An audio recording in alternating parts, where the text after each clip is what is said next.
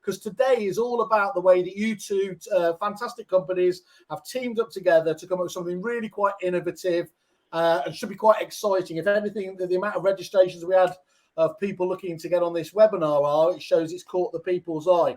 And I think it's caught people's eye because you've used that catnip phrase, haven't you? Hyper-local marketing. And then, you get me like this. Ooh, hyper-local. It was get more instructions with hyper-local marketing, which I can translate as to, you just need one more instruction to pay for this. Okay, right. Who's going to talk me? Who's going to tell me why it's important to nurture your database? Anybody who's going to step up to the plate? I think that'll be Rory. Oh, God, thanks, Damon. That's got to be you. No, I'm joking. I'll tell you what, Simon, I'm just incredibly impressed at how well prepared you are. So, Thank you. I'm just reading from the questions that you sent me 7 seconds ago. Look, I told you want professionalism, go on Chris Watkins' show. If you want personality, it's here, baby. I thought Chris had got a better personality than you as well. He's got that too. But, so you've lost at both counts. No, to be serious.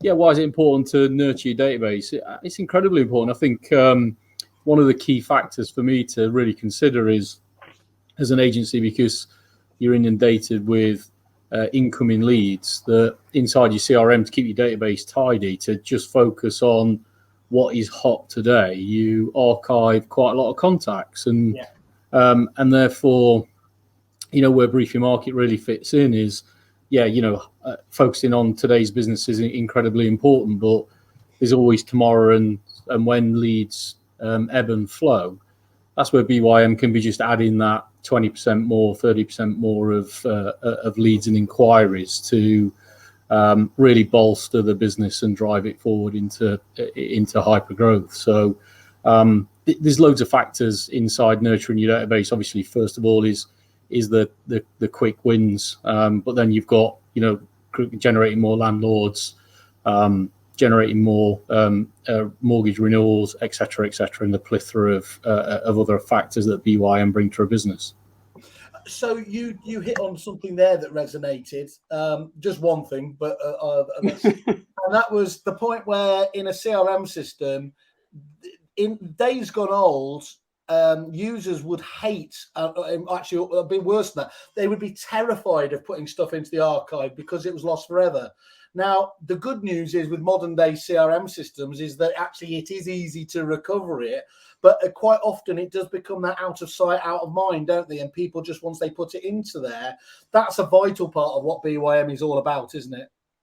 Yeah, 100%, Simon. I think you said one thing because that's the only thing you could attain in your mind. So everything else had dissipated. If I want the truth, I was looking at this. I'll just made this, but I don't. Modern CRM systems do a great job, and I think their job is to focus on, as we all know, agency is incredibly busy, not just from leads, but from all the other back office processes that you've got to do. You can attain them quickly, but it's about leaving automation to continually communicate with that level of individual. So when they are in that position to do something with your business, you're forefront of mind. And we see that time and time again. I was doing some stats before I came on here today. BYM last year sent 197 million emails. So you're responsible for my inbox. Well, yeah. Or maybe not. Maybe that's a different webinar, Simon. Oh, okay. And I think just to show that it's not junk is, on average for our customers, we get an 8x return on investment. So every pound you get £8 back. So, we really are focused on ensuring that we send in the right communication at the right time to the right person. And that just shows demonstrably in all the return on investment stats that we produce on our ROI dashboards every second of every day.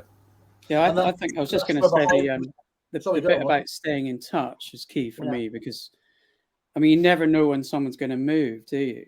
Everyone says, people are staying longer in their homes, but, things happen in life. You have kids, there's deaths, you could put your property on the market within a week, or you could take years. And the point is, if you keep that communication going and keep in touch and keep that conversation going, then you're going to be on their radar and you're going to be front of mind. And that's all you can do as an agent, isn't it? You want to be in that kind of top 3. When I get around to selling my house or whatever, I definitely get in touch with them. And that's and I still think that I mean Damon and Brief Your Market guys do a great job with so many agents, but I do think there's still so many agents that don't do that. They don't send out regular emails, or they're sporadic, or they never do them at all. So it's a really easy way of just reminding people how good you are, I think. Yeah, I think that's a fair point, Rory. I think, when we founded the business back in, I noticed on Whaley's website it said 2008. It was actually 2009, but I didn't want to just point another thing Whaley had done wrong. So, just used a random number generator, to be honest. Yeah, and we started really addressing agency, and again, big kudos to Simon from Reap It at the time. We were educating the market on why digital marketing were important, and that seems quite strange when we sit here today. And I think we've had quite a lot of facets where the market's learned. We've also seen GDPR, why we say it professionalized our industry, and then COVID was like a really big thing as well, where people said, well, hold on a minute, when the world stops and I can't talk to anyone, then how do I talk to somebody in a nascent way? So I mean, we currently service 4,500 branches in BYM and 3,500 or 3,200 in Yomdale, and there's still a lot more that we can do and a lot of value that we can add to businesses, especially coupled with the fantastic hyper-localized content that Dataloft provide. Lovely. Right. What kind of content do people want to receive by email? How you mentioned there, Damon, it's all about being, again, let's just keep using the word hyper relevant. And famously, you had the preference center in Brief Your Market that allowed people to do that. But it's more than that anyway, isn't it? It's just about making sure that the information that they want to see gets delivered to them at the right time. But what? How has that evolved over time? What are people wanting to see now? Yeah, I think it goes back to that point, which is it's about the right content at the right time. So if you're up for a mortgage renewal, then hey, it's quite obvious you want to see mortgage content. And if you're in that zone that we talked about a minute ago, where you're thinking about moving, then the fantastic content that Dataloft provides, that's all about key market statistics and what the average house price is, what the average time to move is, and really putting that in a very simple infographic, because everyone wants it in a moment in time, that people don't enjoy reading as much as they used to 20 years ago. So all those key attributes, I think that's what we agonize over, and I know Dataloft agonize over as well, which is what is exactly the right content pivoted on the right moment in time from the agent's database. And when you dovetail those two things together, you really start to achieve some fantastic results. And I was just going to add in that, although we've not had approval to say this, because one of the first customers that we started working with Brief Your Market and Dataloft, utilizing comms managed and the great content that we get from Dataloft Inform, generated 146 instructions in 2021. So this is what I love about being in digital, is you can't make this stuff up. It's actually there. It's absolutely tangible. And when you achieve results like that, you kind of just want to get the message out there more and more. Yeah, I would go. Sorry, Simon. Can I just? Sure.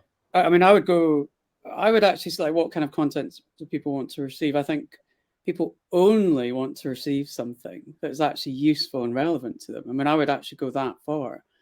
So there's no point just sending information about you as a company. I mean, actually, you can do that. You can obviously you need to mix things up. And there's times when it's nice to say you've won an award and stuff, and that's really important. But the more relevant, the more useful, the more they're likely to read the email. Yeah. And like the ultimate one to me that springs to mind is Savills. And I know I often mention Savills, but every Friday I get the email from the head of research, who's a friend of mine, Lucian Cook, and it's an update of the market. And there's there's no selling of Savills on it. It's like that, selling more by almost selling less. Thought leadership and expertise just makes people want to listen to it. It's just a roundup of the market, and it's for them. It's a roundup of the prime market, because the people that they're nurturing. I don't know why they've got me on the database, but the people they're nurturing is wealthy people buying nice houses in places like Winchester and prime central London. And there's not really a big call to action or anything. It's just a sharing of information, but people, they want to read it. They're interested in it, and they've just got. And so you get a lot of people that will go. Well, the Savills will definitely be on my top 3. I'm definitely going to speak to them. So yeah, but the difficulty is, they've built the brand, they've established the expertise, they've demonstrated the social proof. Or it's just a triple whammy, isn't it? We've got a couple of conversations here. We've got Peter Lawrence, many of you know from Lawrence Rand.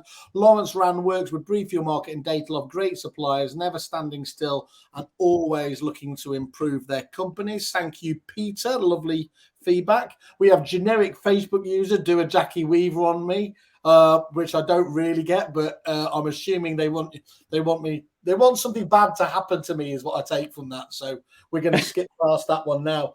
Damon, you spoke there about, and I joked about it, about the battle of the inbox these days. But why is email marketing still so effective?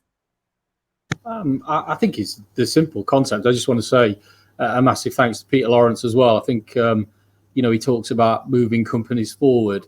You can't move your company forward unless you have the great input that Peter Lawrence and others do in the marketplace. Is a real shining example of a great businessman for me. So thank you, Peter. Why is email marketing still so effective? It still is the most cost-effective way of reaching the masses. And I think when you do exactly what Rory was talking about a minute ago, where you put hyper-local content in at the right time and you send out a communication, you get a high engagement ratio for a relatively low cost. The email marketing will only continue to grow. However, saying that, I think, if I went back 8 years in my life, it was right, letters are going to die and everything's going to be email. And you're starting to see people saying, well, will social media take over email? And actually, it's a load of rubbish. The reality is that the multimedia marketing strategy of doing some letters, some email, some social media, and actually really agonizing over the marketing strategy, which is where we help a lot of customers as well, is where it always really presides. However, saying that, you can get email really, really wrong. One of my most favorite studies that I ever read was Big Pen, where 98% of their email went into spam because someone wrote the pen is blue, and if you delete the space between pen and is, you get a completely different word to what you thought you were stating. I think that's where, again, Brief Your Market is a very safe platform. We put in a lot of connotations to really understand those factors and deliver great emails into customers' inboxes. I like. I was just gonna.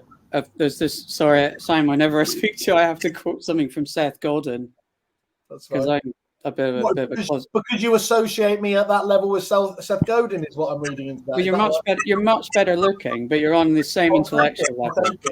Yeah. Well, so I thought it was the only book you've read, Rory. As soon as I. He said so. Seth Godin, like when he talks about building a brand, he says you've got to launch a brand that people will want and resonate with, and all the rest of it, and then you build it up and you launch it, and then he says that the most important part is you've got to then show up consistently for years and years to build confidence in your brand.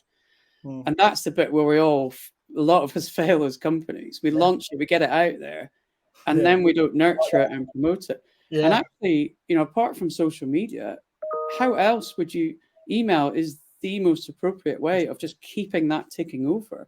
Keep showing up, keep showing people what you're doing, and building that brand. And I still don't think there's a better way of doing that. But I mean, you do need to mix up your marketing. But Love it. Still does that so well, I think. And you just mentioned it, the previous example as well with your friend Lucian and Savills. That is just it's that drip, isn't it? Just coming through. That hasn't just happened because they've put out a news story that has caught your eye in 1 week. It's because it's been happening over the weeks, months, and years. And again, it's just that classic. It's the consistency point that is so important. I want to drill into just a slightly different area, though. We spoke about hyper local marketing. What does local actually mean? How local is local?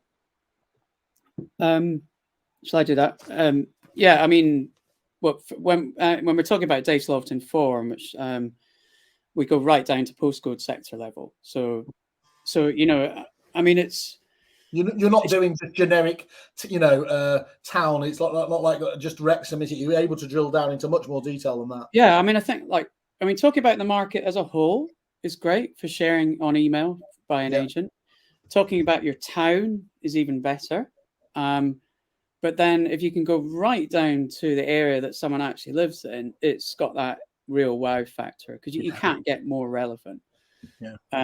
So that's what we can do, and we can produce market reports and charts and stats and commentary and all sorts right down to that level. And that's for the new build market, lettings market, and sales market. And so our most proactive subscribers they're really wowing people with how relevant they are. And actually, that's really nice. So, because the most important thing on an email is that you draw people in with something that catches their eye and they find useful, and then you've got a really good call to action.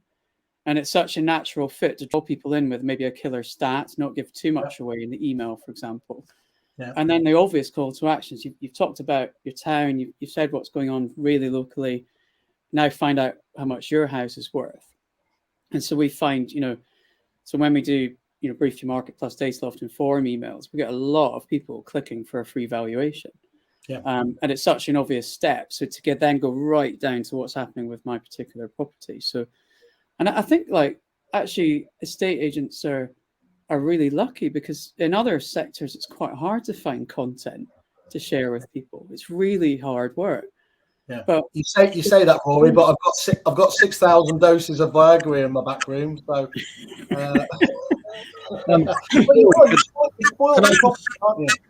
property is by definition one of those most alluring content pieces that anyone could hope to aspire for.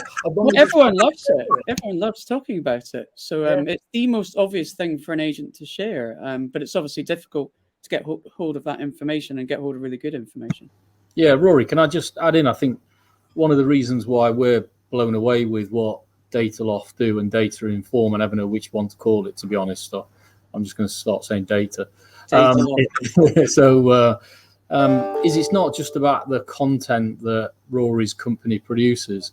It's about the simplistic way that they display the content. So, that, and I think that's where the real magic that Rory and his business does. So, he talked about it earlier, that simple hook. And I think we're just seeing that in droves, that it's really, really simple. It captures the hearts and minds, and it drives traffic. And that's breathtaking, really. That is breathtaking.